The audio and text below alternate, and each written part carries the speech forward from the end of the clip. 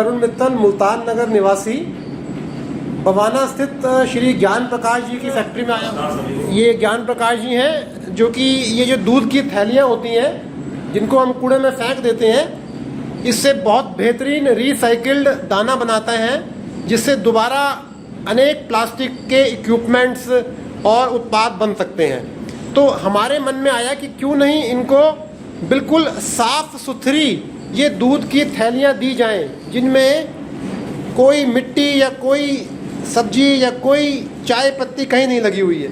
ये सूखी हुई थैलियाँ इनको दी हमने।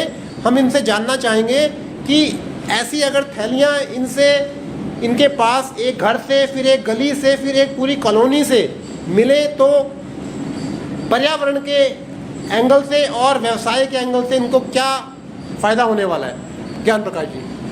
इससे कई प्रकार के लाभ होते हैं। घरों के लिए तो कचरा है, पर ये एक प्रकार से इंडस्ट्री के लिए एक सोना है। जब ये हमारे पास आता है तो इसका प्रोडक्ट बना करके इसका रिसाइकिल करते हैं, जिसके द्वारा कहीं कैरी बैग्स और गार्बेज बैग या तिरपाल या किसान पाइप, इस तरह की आइटम हम इसको प्रोडक्ट करते हैं। दूध की थैलियों को हम डस्टबिन में डालते हैं और डस्टबिन अल्टीमेटली हम कूड़े की गाड़ियों में डाल देते हैं। उससे फिर क्या होता है कि उसके अंदर इसमें डस्ट, मिट्टी और गंदगी इसके अंदर लग जाती है और जो पर्यावरण को काफ़ी नुकसान पहुंचाता है। धरती माता के अंदर इस तरह की प्लास्टिक रह जाती है, कूड़े के पहाड़ इकट्ठे होते चले आ रहे हैं, वो पर्यावरण के लिए बहुत हानिकारक है।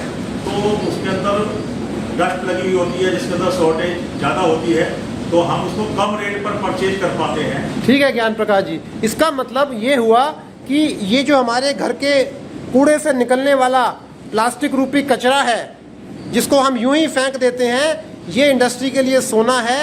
मेरी अपनी कॉलोनी के सभी निवासियों से निवेदन रहेगा कि इस तरीके से इस प्रकार के डब्बे में पैक करके इसको रिसाइकलिंग इंडस्ट्री तक साफ सुथरा पहुंचाया जाए, और यही पर्यावरण की हमारे लिए पूजा होगी।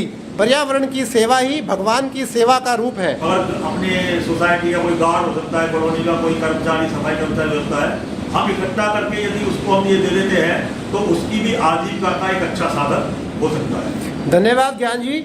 मैं पूरा भरसक प्रयास करूंगा कि अपनी कॉलोनी में ये जागरूकता फैलाई जाए और ये सूखा हुआ प्लास्टिक का थैलियाँ जो कि कचरा है हमारा, वो इंडस्ट्री तक पहुँचे और इंडस्ट्री उसको उपयोग करके बहुत बेहतरीन दाना बना करके आगे सप्लाई करे।